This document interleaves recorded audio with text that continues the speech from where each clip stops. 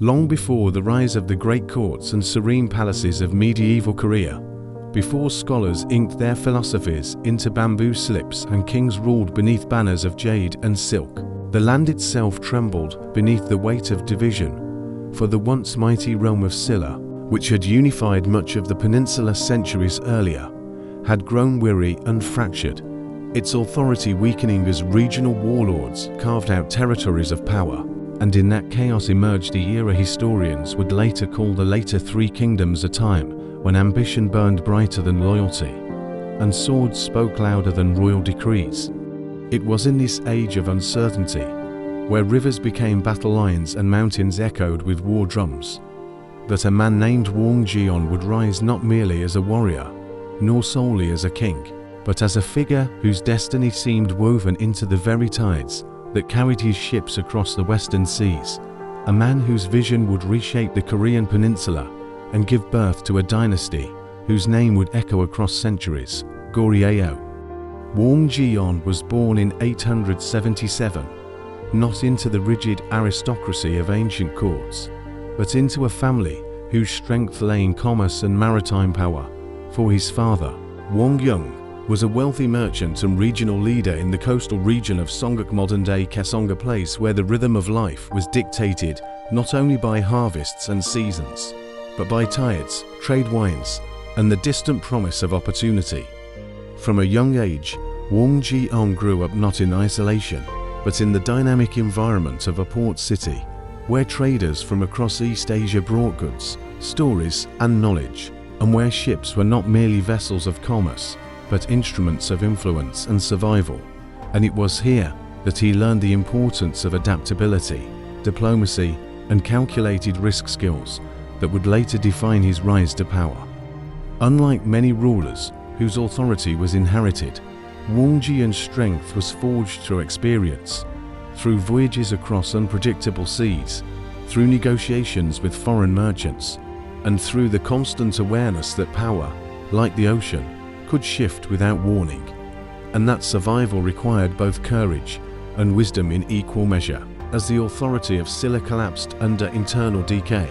and external pressure, new powers emerged to claim its legacy, and among them was the enigmatic and increasingly unstable figure of Gongyi, a former Buddhist monk who declared himself king and established the state of later Goryeo. Invoking the memory of the ancient northern kingdom of Goryeo, Gongyi's rise was both dramatic and unsettling, for he combined charisma with ruthlessness, religious fervor with paranoia. And while he initially attracted capable leaders and generals including Wang Geon himself, his rule would soon descend into tyranny. Wang Geon, recognizing both the opportunity and the danger, entered Gongyi's service, quickly distinguishing himself as a brilliant naval commander and strategist, whose campaigns along the western coast and river systems of Korea demonstrated not only tactical skill, but an ability to inspire loyalty among his troops. And it was through these victories that his reputation began to grow, not merely as a subordinate, but as a leader in his own right.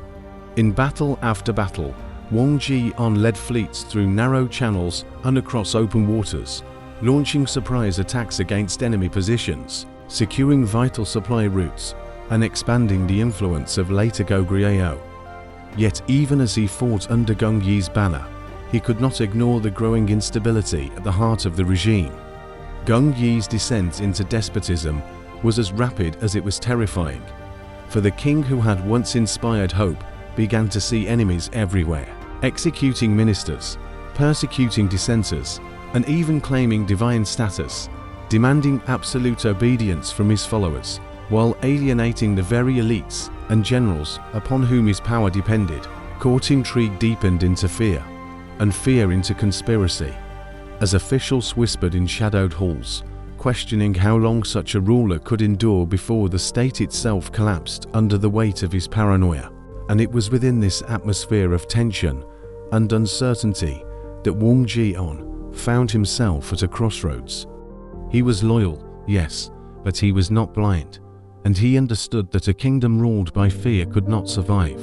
that the very people they sought to govern would eventually rise in resistance. and that if stability were to be restored, decisive action would be required. In 918, a group of high-ranking officials and generals approached Wang Geon with a proposal that would change the course of Korean history, overthrow Goryeo and establish a new order, one grounded not in tyranny, but in stability, legitimacy, and unity.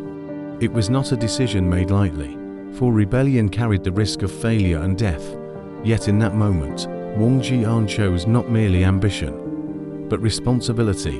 recognizing that the fate of the peninsula might rest upon his willingness to act. The coup against Goryeo was swift, calculated, and decisive, for the conspirators understood that hesitation would lead to disaster, and when the moment came, they moved with precision, removing the tyrant from power and elevating Wang Geon to the throne. Thus, in 918, Wang Geon became King Taejo, the founder of Goryeo, a ruler whose authority was not merely inherited or seized, but forged through consensus among powerful elites who believed in his capacity to restore order. Unlike Goryeo, Taejo did not claim divinity, nor did he rule through fear,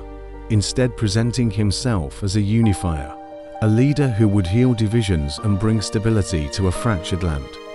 And it was this approach that allowed him to consolidate power without provoking widespread resistance. Yet the path to unity was far from complete, for the Korean peninsula remained divided among rival states,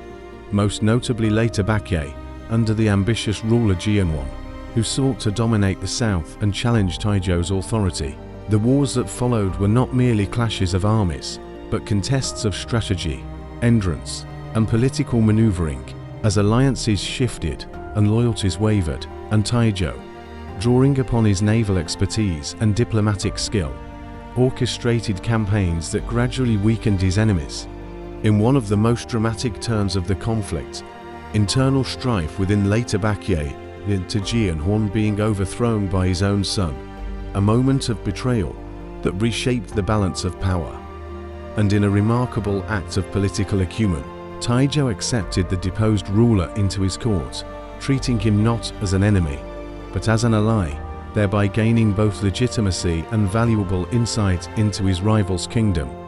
The final confrontations were decisive, culminating in the defeat of later Baekje, 136, after which Taejo turned his attention to the remnants of Silla, which, recognizing the inevitability of change, surrendered peacefully, marking the end of centuries-old dynasties and the birth of a unified Goryeo state. One of Taejo's most remarkable strategies was his use of marriage as a tool of unification, for he married women from powerful regional clans, forging alliances that bound local elites to his rule. And through these unions, he transformed potential rivals into loyal supporters. This approach extended beyond marriage, as Taejo demonstrated a policy of leniency toward defeated enemies, integrating them into his administration rather than eliminating them, a decision that reduced resistance and fostered stability in a newly unified kingdom. His famous 10 injunctions, a set of guiding principles left for his successors, emphasized the importance of Buddhism, respect for regional traditions, and caution against foreign influence, particularly from the north, reflecting both his spiritual beliefs and his strategic awareness. Yet even in victory, Taejo's court was not free from tension, for the integration of former enemies and rival factions created an environment where loyalty was often tested, and where the balance of power required constant vigilance. Nobles who had once opposed him now served at his side, their ambitions tempered, but not extinguished, and the king himself, though revered, understood that unity was not a permanent achievement, but an ongoing process, one that required wisdom, patience, and the ability to navigate the complexities of human ambition. When Taejo died in 943, he left behind more than a kingdom.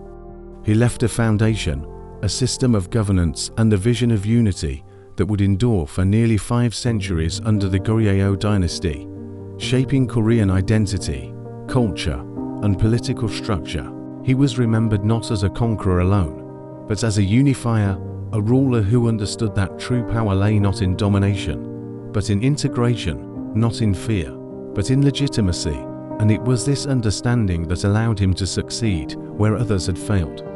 Like the tides that once carried his ships across uncertain waters, Wang Geon's life was a journey shaped by movement, adaptation, and the constant interplay of opportunity and risk. And in the end, he did not merely navigate the currents of history, he redirected them. From the chaos of collapsing kingdoms, he forged unity. From the ambitions of warlords, he built a dynasty. And from the uncertainties of his age, he created a legacy that would define Korea for centuries, ensuring that his name, King Taejo, would be remembered not only as a ruler, but as the architect of a nation.